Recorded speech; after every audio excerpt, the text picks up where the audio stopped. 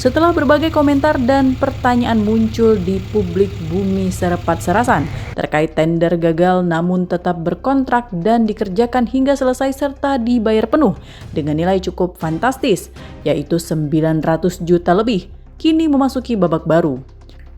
Setelah sebelumnya mantan Kepala UKPBJ Pali Erik Septian menyatakan tender gagal dari Summary Report sesuai dengan pasal 51 ayat 2 Perpres 46 tahun 2025 tentang pengadaan barang dan jasa pemerintah. Namun pernyataan yang berbeda yang dikeluarkan oleh Kepala Dinas PUTR Pali Ristanto Wahyudi bahwa kontrak terjadi karena data sudah lengkap.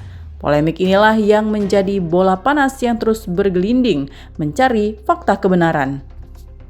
Kepala Inspektorat Pali M. Antoni menjawab kemelut yang terjadi saat ini. Inspektorat Pali sedang melakukan audit dalam perkara kasus tender gagal ini.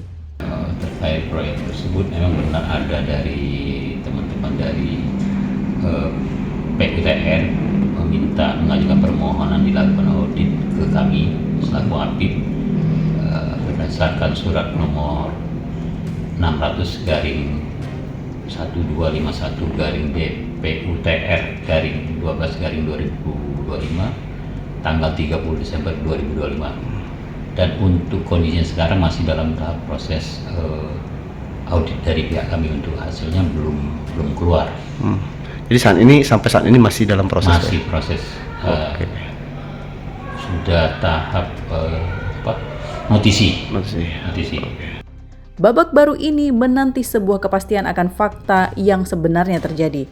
Siapa yang salah, siapa yang benar. Dari Kabupaten Pali, Sumatera Selatan, Bisrun Silvana Ainus melaporkan.